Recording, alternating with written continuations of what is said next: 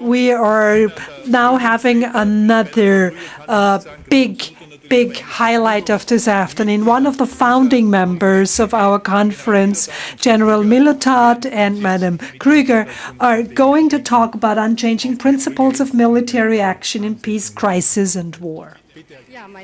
Ladies and gentlemen, what we're going to do today is we're going to talk about unchanging principles of military action in peace, crisis, and war.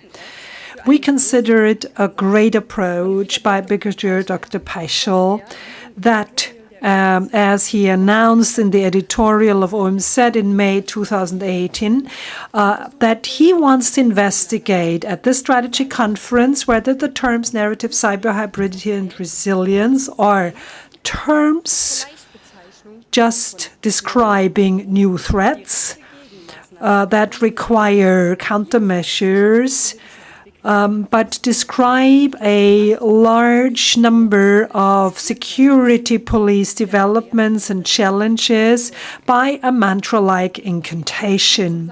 In this connection, for him, there is the question of this quadriga of artful terms are a formula for solution or buzzwords or really new phenomenon or simply a mobile army of metaphors.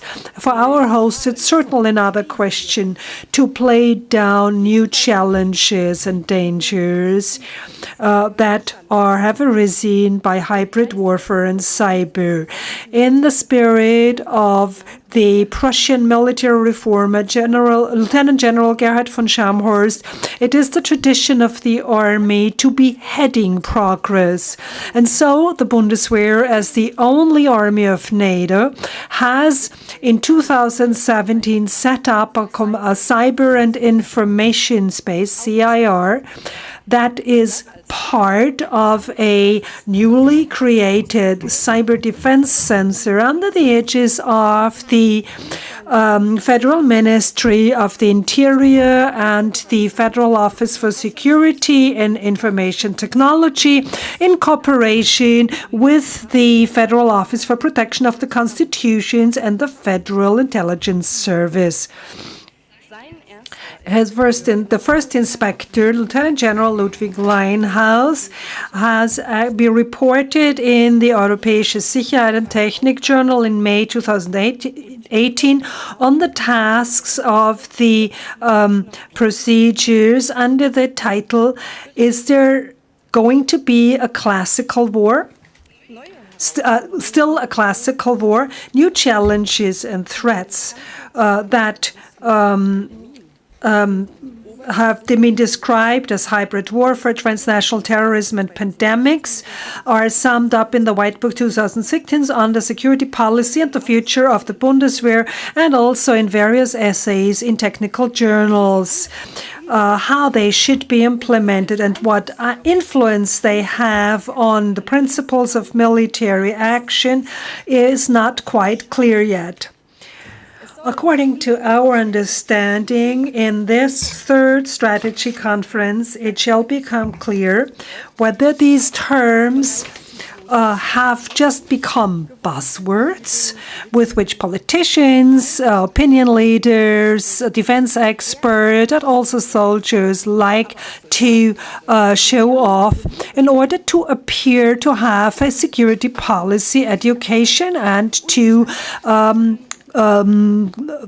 be considered as experts. Karl von Clausewitz actually has shared this fate. His most important book on war is often taken as a quarry for shortened quotes and citations, and that have become buzzwords. The Chief Army Commander from 1920 to 1926, Colonel General Hans von Seeckt, has formulated it that there are three things against which the human spirit fights in vain. That is foolishness, bureaucracy, and the buzzword or catchphrase. We don't need to add anything here, I believe. There's always the risk that threats and their description as buzzwords actually are used by the politicians or soldiers in such a way that they blur the principles of military actions, and that actions are started that promote these processes. What we would like to try is to actually discuss some principles of military action in peace, crisis, and war that are unchangeable in our opinion. And if new challenges actually are added to the traditional tasks of forces, we base our analysis on our works and statements in earlier publications, such as the essay Aspects of Military Leadership in 2006, and on various lectures at the Strategiekonferenz in 2016-17 in Vienna. The military contribution to strategic thinking and acting, and the development and implementation of strategies as the necessity of interlinking the elements in the light of Karl von Clausewitz, published in the Clausewitz Yearbook and in various military journals, are all basis for our work.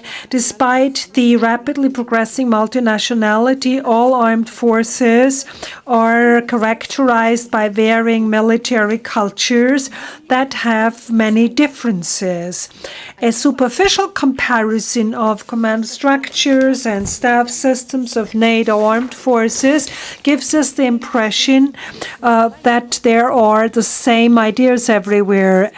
Thorough analysis, however, shows that in this area there are always significant differences. They are the result of historical processes that have been different. The action of their leaders in cooperation with their staff can only be assessed correctly if one looks at the internal weighting of the various features as they are acting into our times, and if we know the interconnections that have been developed by generations of soldiers and their superiors in tune with the political and societal systems. This is difficult and may lead to misjudgments. What we want to avoid this. Past and present together form the soul of the army. Whoever disregards it will encounter resistance, upsets the balance, and actually corrodes the internal structures and weakens the performance. This is what the Bundeswehr is in the fortunate position that in the tradition ordinance, the tradition of the Bundeswehr, guidelines for understanding and maintaining tradition from the 28th of March 2018, actually for the first time considered the Prussian military culture as a tradition, which actually had been in existence without any sources. The ordinance, I quote, says, the German forces developed a number of progressive and trend-setting procedure structures in principle that still have significance today. The modern staff work, mission, leadership with mission, and general staff traditions. These elements, the Prussian German military, are for the soldiers of the Bundeswehr a bundle of unalterable principles of military action. When taking care of the tradition of military leadership, they still radiate. Our ideas are based on the developments in the Bundeswehr, where we know our way around, and we take Clausewitz again to underline our thoughts. We have mostly used open source. Our lecture is structured as follows. After the introduction to the topic, we will investigate 4 basic principles of military action. Second, the horizon of combat ability and its support by soldiers and politicians. Then 3, the leadership processes that must take place on all military and political levels before the deployment of armed forces. 4, the unflattering and straightforward consultancy of our soldiers vis-à-vis the politico-strategic level and their co-responsibility for decisions. 5, the demand that acquired military capabilities must not be neglected or given up. And finally, we will give a summary and an outlook. The desolate equipment condition of the Bundeswehr criticized in the media and the demanding requirements of the German defense minister are points that we will not deal with. They were summarized in the FAZ on the 5th of June 2008 and in a letter to the editor by Klaus Werner and were described well there. The desolate condition of the material equipment of the Bundeswehr has been recognized, but not more. That fact that tanks don't drive, submarines don't dive, pilots are trained on adequate helicopters, and the Air Force is only ready for action 30 to 48%, is not seen negatively by parts of the left-green political landscape. They are only sorry by the costs. We will also not deal with the controversial discussion in Germany about the 2% targeted contribution agreed in the NATO financing aim. What are unchanging military principles in our view that we have selected? How do they touch on new developments and threats? And how far is the insight by Niccolo Machiavelli from Il Principe also relevant for the future? Then each mutation, that means, according to his opinion, changes of all kind, leave a quote-unquote serration as an approach for the next change, or are they going to be swept away by new threats? Point 2, the horizon of combat readiness and their support by the soldiers and politicians. In an current interview published in the European Sicherheit Journal of June 2018, the inspector of the German army, Lieutenant General Jörg Vollmer, has said, quote, "The conception of the Bundeswehr clearly stipulates that we have to act based on one power dispositive, and that means that all stabilization operations to the defense and alliance, to the national defense and alliance defense. The army is not an end in itself, and it is not a business enterprise. It is part of the reason of the state and the self-determination of a nation. The manifold tasks of the Bundeswehr, with their one and only available power dispositive, have to meet these requirements, requires, in our opinion, thus all soldiers have to be trained on the horizon of a combatant and must have the willpower in the most extreme form of existence to be able to exist in this combat. This aim has been controversial in Germany. General Ulrich de Maizière, General Inspector from 1966 to 1972, and his statement that in the years of the Cold War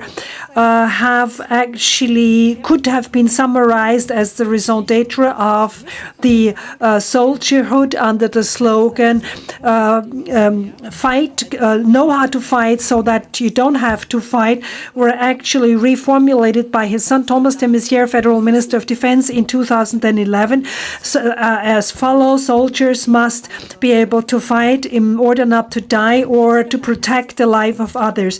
Critics of today counter that the former Minister of Defense actually has considered the ability and the willingness to fight into the center of the soldier's experience. And we can see in his demand a breach against the content of the educational reform of the Bundeswehr by Defense Minister Helmut Schmidt. And they consider that this was not permissible because today the ability to fight is no longer seen as the reason of being.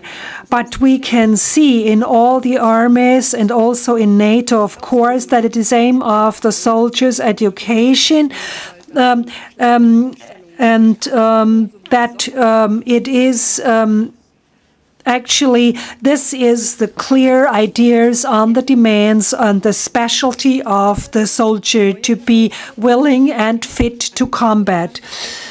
These principles have been always valid. It's not only like this today. It's not only today like this. The troops and ground forces of 2007 of German soldiers in international peace missions are the basis of deployment experience as an operation form and and includes stabilization, defense, and delay. This has the aim that to contain conflicts, also against resistance, to create a secure setting, environment according to Clausewitz.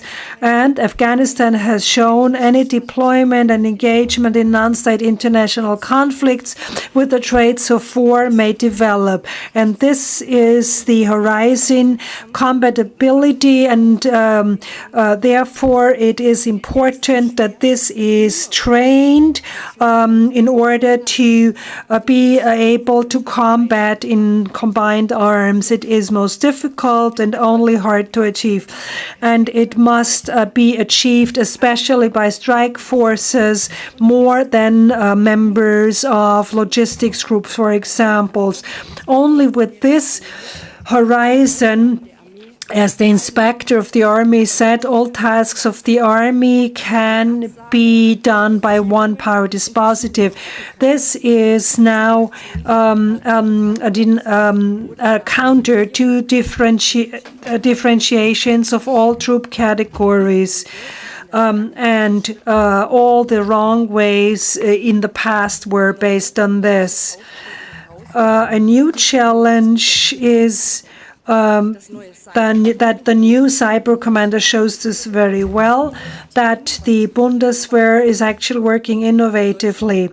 The army is no experimental field, and the soldiers are requiring this. Braveness, obedience, sense of duty, discipline, self-control, performance, hardness against oneself, bravery, self-confidence, and the will to success. But the obligation to fellowship and comradeship and the care of one's subordinates are also important. They mitigate the togetherness of leading and the subordinates led. The principle of obedience of military leaders is something that is important. The principle of leading with a mission is something that was developed by the German army, and the tradition ordinance has declared its roots as tradition worthy. The inspector of the army has stated in an interview that this is a deficit in the 7.5-year training for officers. The bonding with their branch and with the aim to improve and strengthen their combat abilities is lacking, and as is the socialization of officers and they actually are supposed to integrate earlier than before as section leaders in the battalions. This underlines our demand that in order to achieve a combat ability, this needs to be trained for soldiers. Ladies and gentlemen, in our work that we cited before, we have shown why on all political and military levels that are responsible for the training, there are always structured decision-making processes that need to be taken. In the troop, they're taking place. On the political strategical level, they are rudimentary and they are not often recognized as important. There are no decisions on the deployment of armed forces without decision-making processes and an assessment of the situation we have seen. The assessment of the situation is important to point the actions into the right direction and has been formulated as such. As aims of military decision-making processes, we have shown the come to a timely decision, rapidly provide the sufficient commands, and give the necessary time in order to implement commands into actions. We have shown that military decision-making processes are in a permanent cycle of determining the situation, control, decision-making, planning, and giving commands. This is similar in all armies. We have now worked out the specialties of the Russian General Staff system, where General Staff officers have the obligation to advise their superiors, and that the superiors actually have to consult with their advisors in the superiors. This is unique for Germany, must listen to the advice of their advisors, and this shows that the leadership processes must remain essential elements of military action.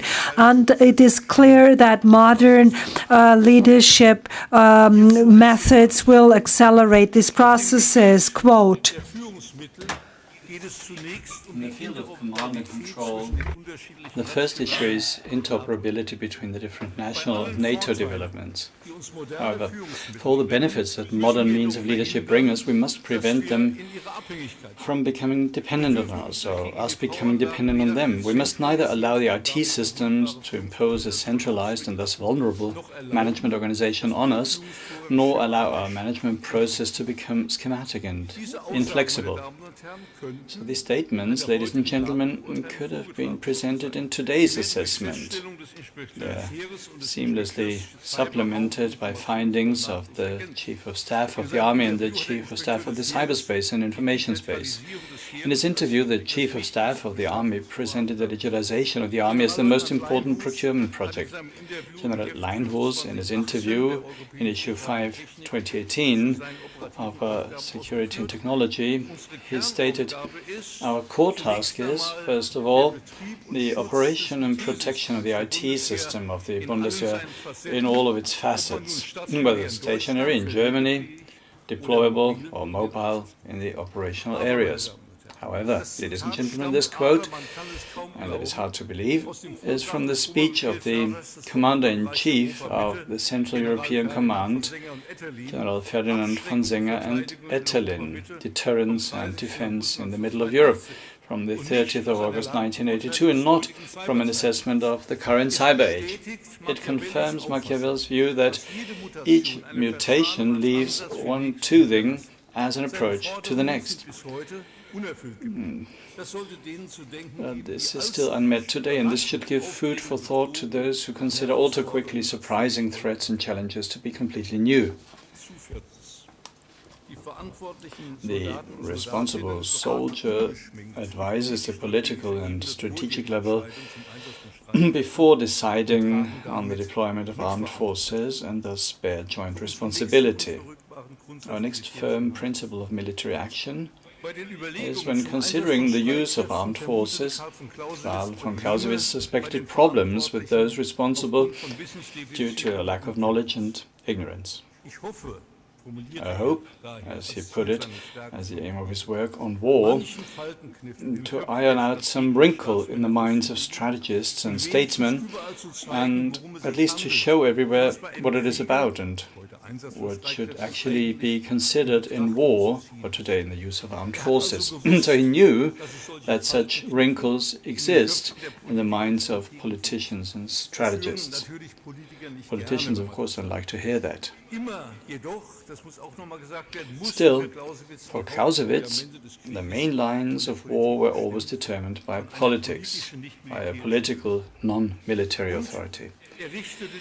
And he sent two warnings to the political and strategic level on the deployment of armed forces. First reminder is that politics makes demands on war, today's missions, that it cannot make would be against the condition that it knows the instrument that it wants to use. That's a natural, absolutely indispensable condition. What this means is the political and strategic level, according to Clausewitz, must not make demands on the soldier that they cannot do. The second warning is that, of course, he demanded, the political element does not penetrate deeply into the details of war. You don't put up vedettes or field cards, or you do not lead a patrol according to political considerations. So to avoid this, Clausewitz demands that the highest soldier must advise politics and be consulted. In his words, if a war, or today's deployment, is entirely in line with the intentions of politics, and if politics is to be entirely appropriate to the means of war, then with the statesman and the soldier are not united in one person, only one good means remains, namely to make the supreme commander member of the cabinet, so that he may take part in the main moments of his actions. Now, in Germany, ladies and gentlemen, we know that this task is performed by the Inspector General of the Bundeswehr, the highest military advisor to the political and strategic level, the federal government. Through his advice, he becomes jointly responsible for political decisions on the deployment of armed forces. And he, in turn, is also consulted. Now, how was it in Afghanistan? The political leadership in Germany and the soldiers, following their assessments, propagated until the end of 2009 that soldiers of the Bundeswehr deployed in the north of Afghanistan in a stabilization mission without fighting, to build up this region, when the conditions of a non-international armed conflict, that is to say a war, were already prevailing there. So for a long time they autistically persuaded themselves to make a false assessment of the situation and held on to it for too long. And for too long the German soldiers were denied their combat equipment, combat helicopters, howitzers, armored gunships and battle tanks, which would have been needed there for their combat. Above all, there was a lack of battlegrounds made up of all weapon categories, which could have been deployed by the commanders on site according to the principle of mission tactics. And the mission tactics, which is a core element of a military culture, which politicians and soldiers praise in this new tradition decree, are praised as a German trademark, but this is just paying lip service. It has resulted in wounded and killed soldiers and also restrictions on the forces and resources needed to complete the mission on the ground. And it's only in 2010 that things were improved.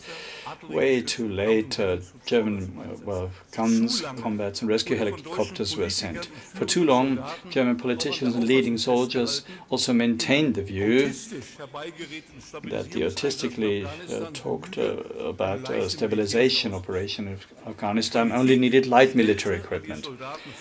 Politicians made demands on the soldiers that they could not deliver. And the political leadership also violated Clausewitz's finding that sound like truisms. He said that in war, more than anywhere else in the world, things come differently or happen differently than one would have thought. And they look different from up close than seen from a distance, or in this case, from Berlin. Now, in our presentation at the Doctrine Conference in 2017, we pointed out that strategy in Afghanistan was never improved in line with the situation.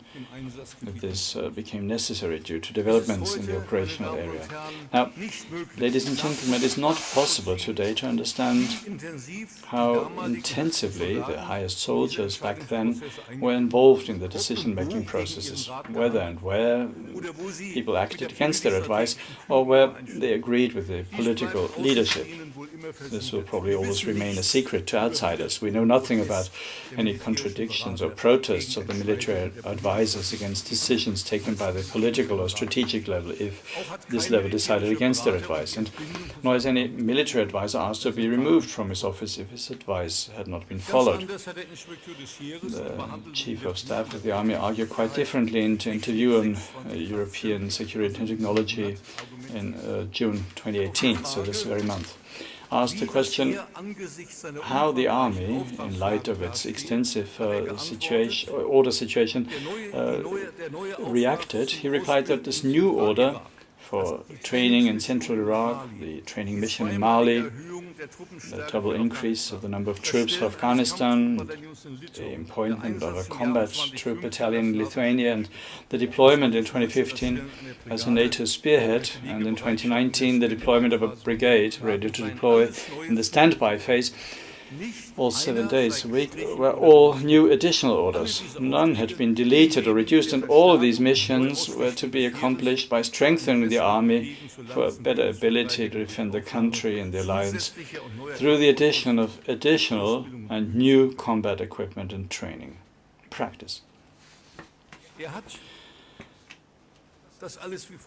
So he gave the following reasoning. He said that these new orders, my new orders, had arisen from changes and necessities of the security policy situation. Now, each of these assignments had been carefully considered and decided with a clear awareness of the additional burden being placed on the troops. And ladies and gentlemen, this example also goes to show that this time the military leadership had convincingly advised the political and strategic level and found an open ear as Clausewitz demands. And the military leadership committed to the content of its advice and to shared responsibility for the decisions taken by the responsible politicians. Now, all this shows the importance of the military council or military advice prior to political decisions being taken and how this process should proceed. Now, this has never become so clear in recent times as in the interview of the Chief of Staff of the Army. Political advice from the responsible soldiers is an important and unalterable principle of military action. And this brings us to the last immovable principle of military action that we want to deal with in this lecture. So this is the acquired and trained military capabilities that must not be neglected or abandoned. Thomas Kutschke, in the FAZ of the 13th of May 2018, under the headline The Long Trek, analyzed the problems that arose during the march of American troops through Germany and Poland to the Baltic states since 2014. Commander General of the U.S. Army Europe until 2017, Lieutenant General Frederick B. Hodges, had believed in 2014 that he could move freely on NATO territory during a march through the NATO states, Germany and Poland, into the Baltic states like Allied troops on German territory during the Cold War. Borders, customs officials and many regulations hindered this project due to, while marching, customs, dangerous goods regulations, lack of flat wagons for the transport of heavy equipment by rail, as well as bridge capacities that were previously available. Semi-trailer trucks had to be rented on the open market, and the earlier marking of roads and bridges with tonnage information and the load-bearing capacity hardly exists in Germany anymore. The U.S. Army Logistics Command in Kaiserslautern had to negotiate lengthily and tenaciously with many authorities. And these initial problems, as well as developments since 2014, were laid down by General Hodges in a special study on strategic land power in Europe from December 2017.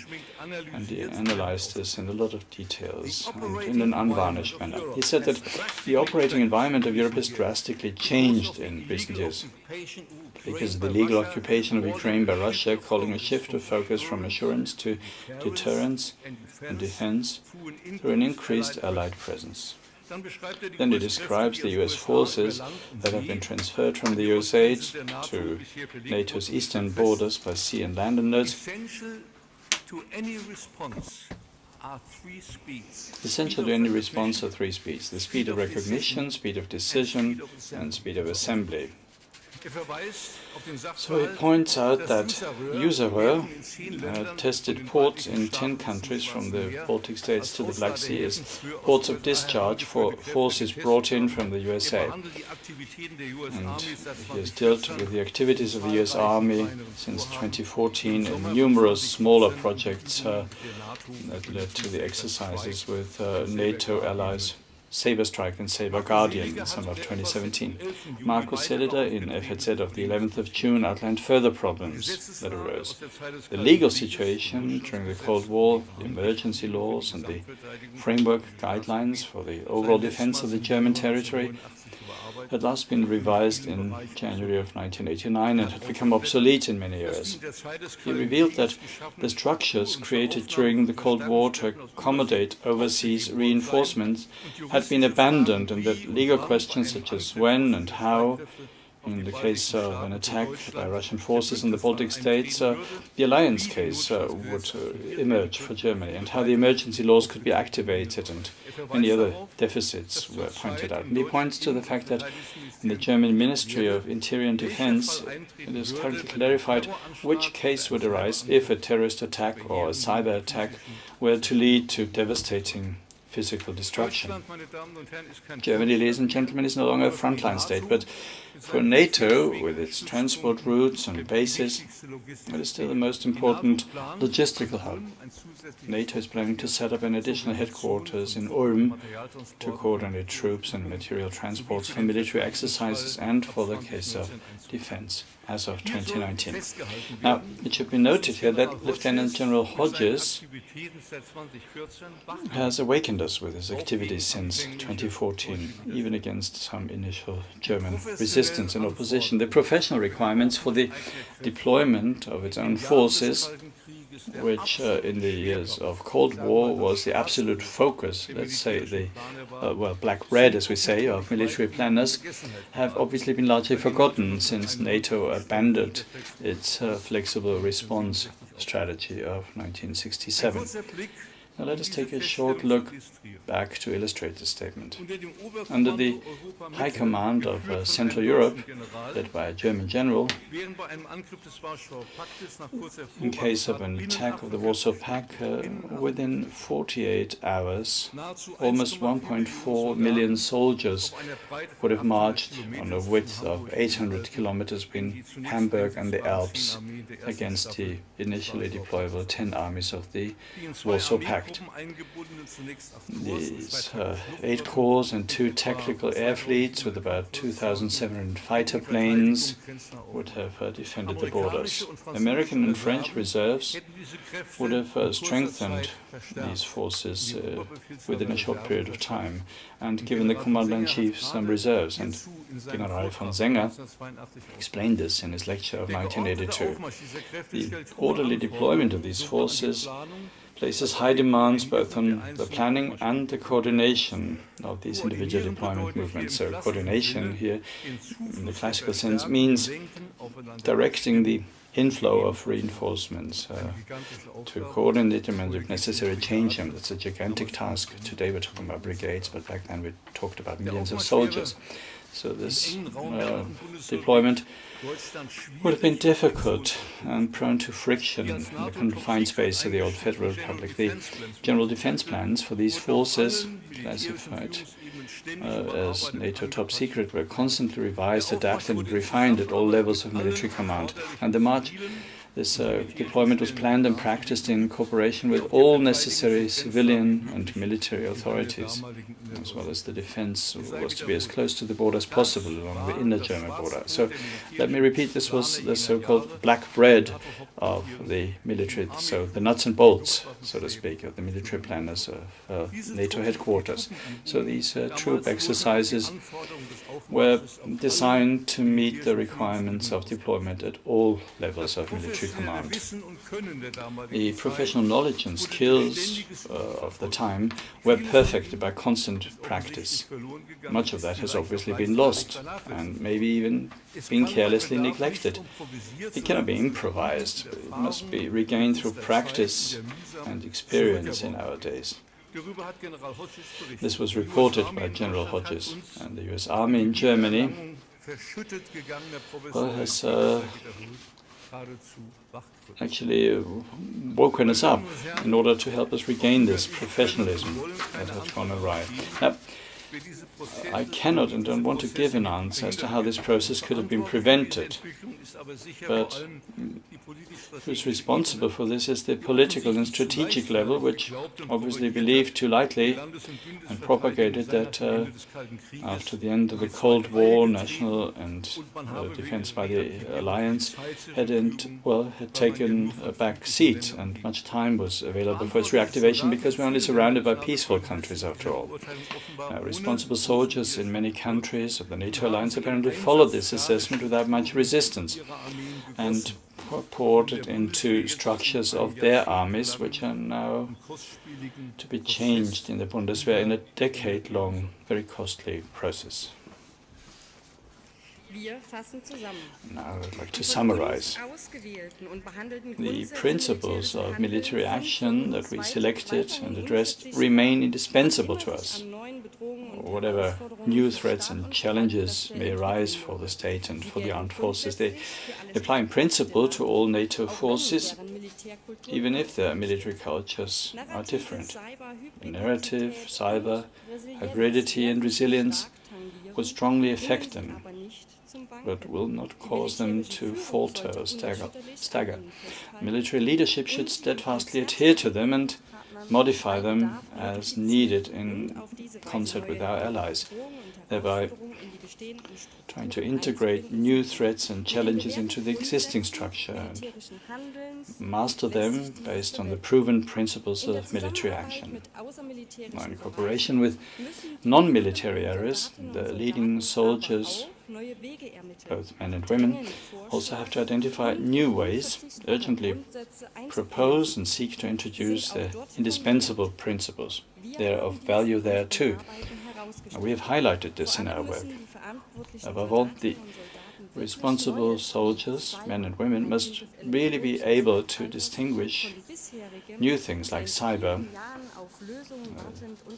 So the children of the electronic age must be able to differentiate, especially when it appears in a new guise in our time. After all, they must be able to instrumentalize something new for their purposes against their opponents, so they plan and lead counterattacks.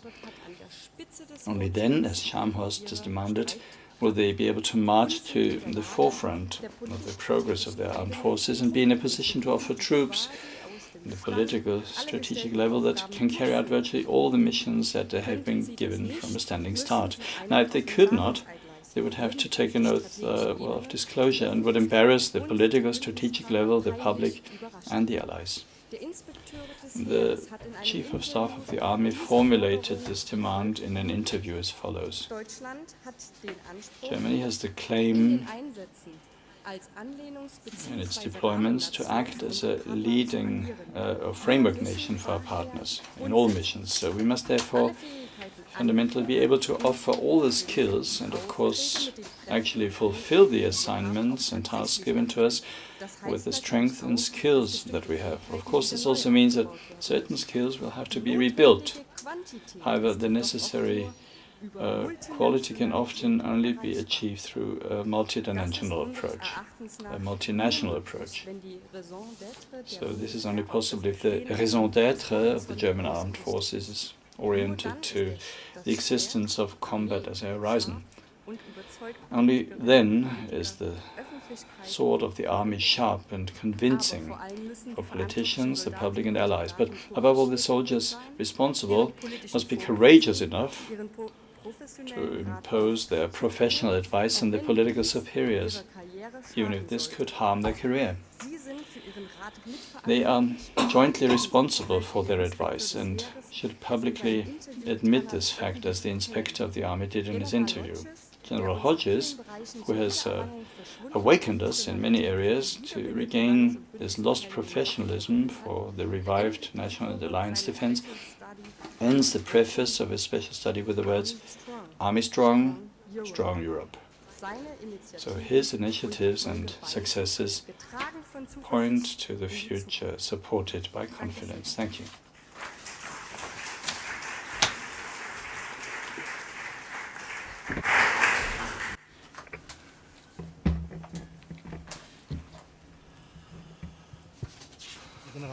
General, Madam Krueger, dear participants, within this lecture we have heard about unchangeable principles of military action in peace, crisis, and war. And we have had a selection of actions tied to values that show up what is considered important in decision-making processes as well, based on the demand both in the alliances and for European safety. We're going now to do a short question round, very short. 3 questions are admissible if we have them. First question, please use a microphone. Please use a microphone, otherwise we cannot. So, from military point of view, actually, which is very critical, there is not much to add. I'm a little surprised, however, that under the umbrella term of unchanging principles, the societal aspect was not really mentioned. The White Book, with 9 different chapters, has dealt with resilience and has introduced this term and has actually rediscovered this term. So my question is whether military actions only make sense if it is based on a healthy, a majority supported basis. Another point, when conscription ended in Germany, there was not a single debate in Parliament regarding these principles.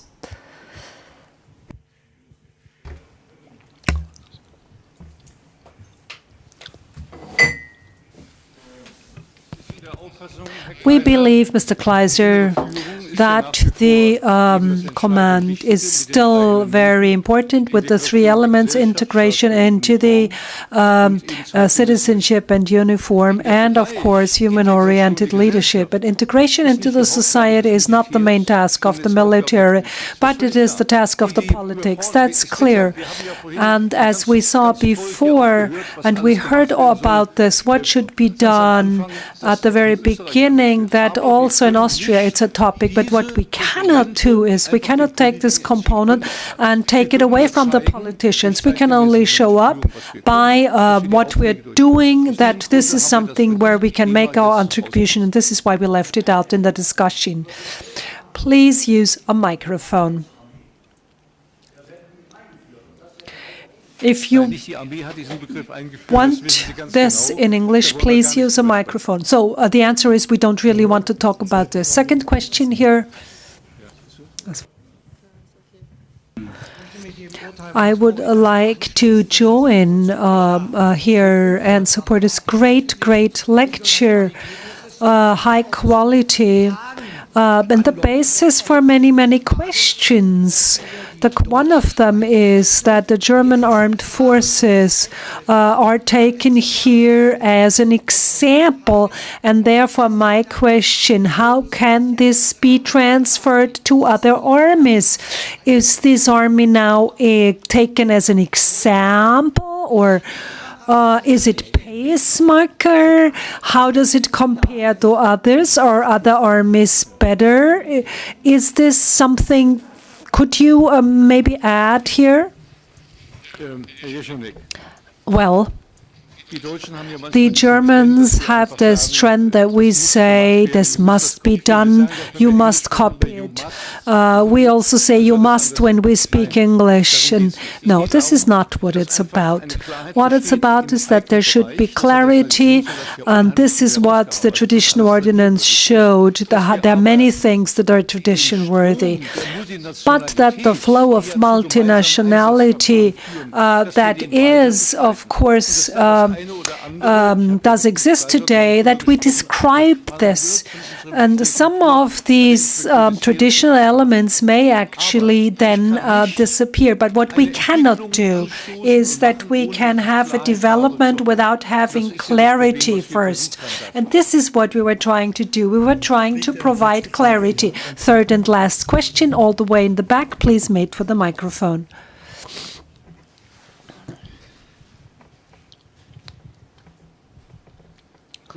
A brief question, General. You are quoting the Book 8 on War by Clausewitz, and General Naumann once said that he doesn't believe that this isn't by Clausewitz, that it wasn't written by Clausewitz. Well, how can General Naumann say that, and how do you see it? What quote are you referring to? There's bad acoustics here. What quote are you referring to? Well, just a question. So, well, what is your view that General Naumann said that Book 8 on War by Clausewitz, it was not written by him, or only written by him in part? What's your view on that?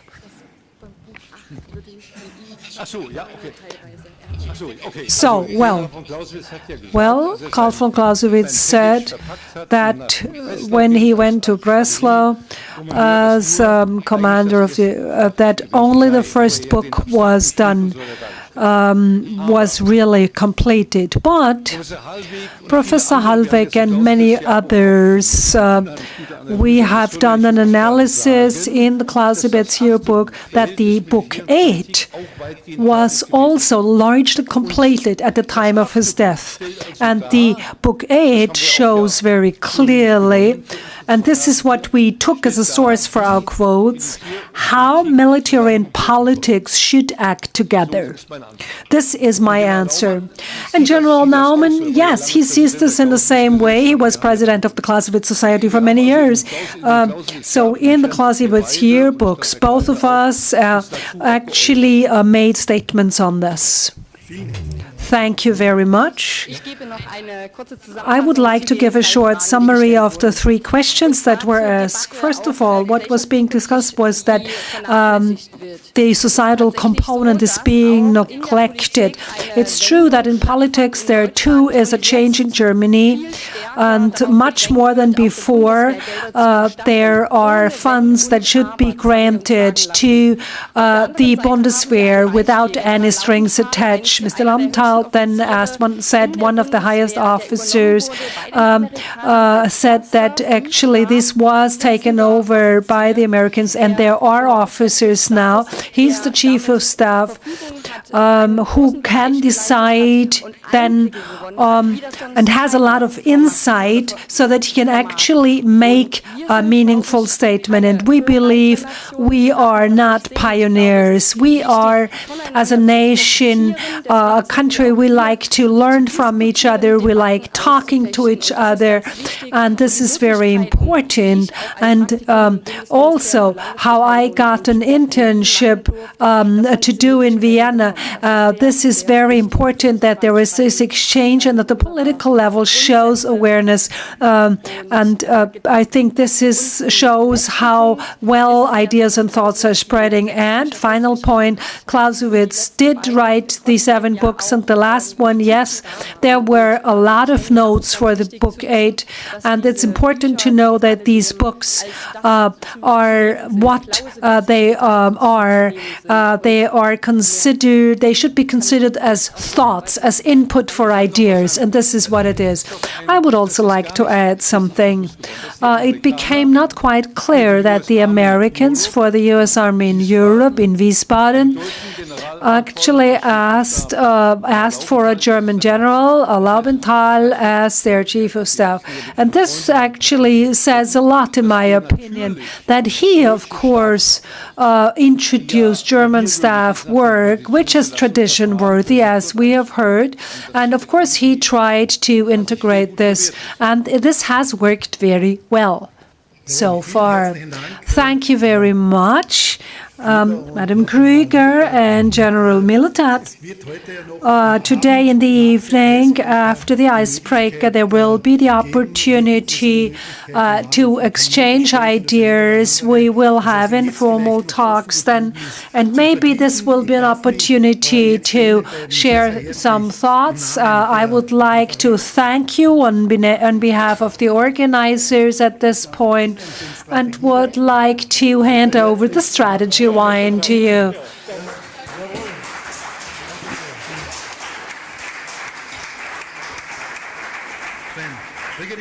Brigadier Peischel. Oh, in our Spartanic Hotel we don't have wine. Great idea. Thank you.